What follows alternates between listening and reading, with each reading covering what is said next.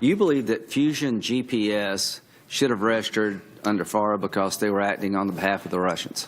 That's correct. In the spring and summer of 2016, they were receiving money indirectly from a senior Russian government official. Here with more on the relationship between Russia and Fusion GPS is the CEO of Hermitage Capital and author of Red Notice, Bill Browder. Bill, thanks for being with us. Great to be here. Bill, you say that Fusion GPS also worked for the Russian government. Explain what evidence you have. So in the spring and summer of last year, Fusion GPS was running around Washington with a project to try to cover up the murder of my lawyer, my Russian lawyer, Sergei Magnitsky. Why do they want to cover it up? Because Putin wants to cover up that murder because there are sanctions in place called the Magnitsky sanctions in the United States for that murder. And in order to do this project, they had to be paid by somebody, and we've been able to trace it up the chain. Fusion GPS was paid by a law firm called Baker Hostetler. Baker Hostetler was paid by a family called the Kotsev family of Russia, and the senior member of the Kotsev family is also a senior member of the Vladimir Putin regime. And so that's where I get that information. It's all documented. It's all available to be proven. And that was what I was testifying about in front of the Senate Judiciary Committee in July of this year. Sure. Okay, so Bill, the Democrats and those on the political left are saying everybody hires opposition research firms, which is absolutely true. But I can't ever remember a time when opposition research for a political party candidate was done essentially by a company working with a hostile foreign nation.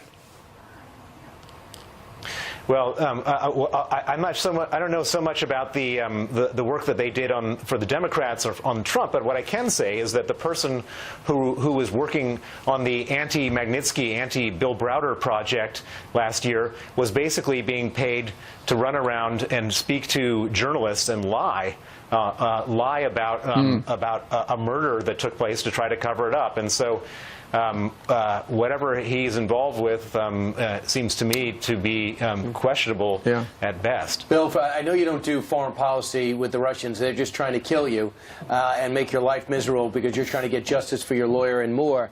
But having said that, what objective do the Russians have in our election last year besides creating chaos? Did they really have an animus towards Hillary? Did they really prefer Trump? Do you know?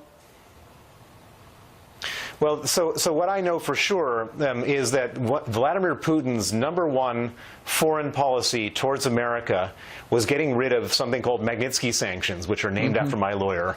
Why did he care about that so much? Because he's a rich man. He's probably the richest man in the world, and his money is potentially can be seized under the Magnitsky sanctions. And so he has sent out emissaries to look at any point of weakness where there's a possibility to change or repeal these Magnitsky sanctions.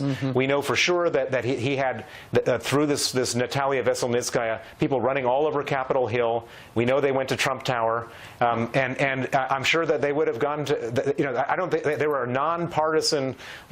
Putin is a nonpartisan criminal. He'll go to anybody who will do his bidding for him. Now, we know for sure he went to the Trumps. He may have very well gone to the Clintons. I don't know. But I know for sure that all he cares about is his money. Doesn't matter who's going to help him keep his money safe. Right. We had a guy on yesterday, maybe you've heard the name, Thor Halvorson. He had been targeted by GPS, Fusion GPS. He said they're in the business of just making up fake dossiers to slime people, and he himself was slimed, as were you.